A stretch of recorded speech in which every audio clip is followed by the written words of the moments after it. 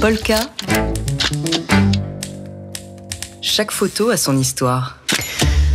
On parle photo chaque mercredi dans les matins de jazz et ce matin c'est avec vous Alain Genestar. Dans le numéro d'été de Polka Magazine qui paraît demain, vous publiez 38 pages ainsi qu'une belle couverture en hommage au photographe Sébastien Salgado, disparu le 23 mai dernier. Et pour parler de lui, ce matin vous avez choisi une photo qui n'est pas de lui, elle est signée d'un autre grand photographe, Yann Arthus Bertrand, et elle montre Sébastien Salgado posant avec sa femme Lélia. Pourquoi vous avez fait ce choix ? Pour vous parler d'amour. Vous savez, Laure, depuis la disparition de Salgado, les hommages ont salué son œuvre photographique immense, ses engagements, sa voix puissante, qui était devenue une voix mondiale au service de la condition humaine et de la nature, et qui commençait toujours par « écoute ». Mais on a peu parlé de lui. Alors écoute, Laure. Écoute cette belle histoire d'amour. Il était une fois, au début des années 2000, j'étais à l'époque le directeur de Paris Match, Salgado et sa femme Lélia avaient demandé à me voir pour parler de leur nouveau projet. J'étais heureux de cette rencontre car je n'avais jamais lancé une production avec Salgado, c'est-à-dire parler avec lui d'un sujet, d'une idée et la réaliser. C'est une aventure professionnelle extraordinaire car on imagine, on fantasme ce que l'on va découvrir plusieurs mois après. Alors pour parler de ce fameux projet, ils arrivent tous les deux, bras dessus, bras dessous. Lui n'est pas en forme, c'est elle qui parle. Car Sébastien sort d'une longue dépression. Le mal qui a failli le tuer, c'est son trop long séjour au Rwanda en 1994. Pendant des semaines, il a photographié le génocide. En gros plan, il a photographié des enfants qui mouraient, des femmes et des hommes à l'agonie. Et il me l'a dit ce jour-là dans mon bureau, je ne pouvais pas les quitter. Je ne pouvais pas m'arrêter de les photographier. Et la mort est entrée dans mes yeux, dans ma tête, dans mon corps. C'est comme si j'étais mort. Tout était noir au fond de moi.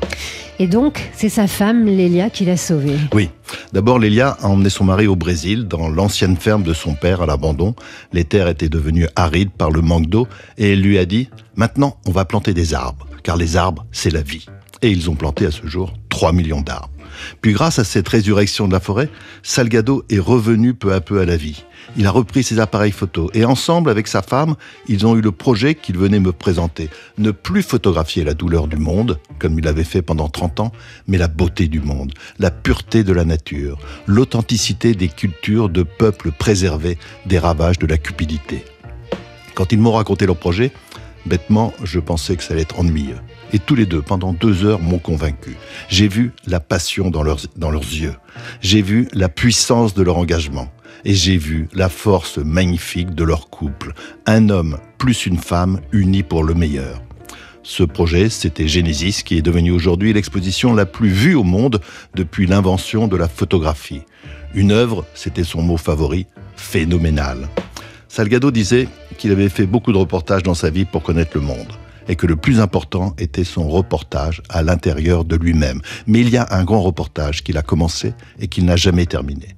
Alors écoute, Laure, écoute ce que Salgado disait joliment de Lélia, ça nous concerne tous. Je sais où ma femme commence, mais je ne sais pas où elle finit. Alain Genestar de Polka Magazine avec cet hommage à Sébastien Salgado qui fait donc la une et qui est au cœur d'un grand dossier, un magnifique portfolio du nouveau numéro de Polka Magazine, le numéro d'été qui sort demain. Polka. Chaque photo a son histoire.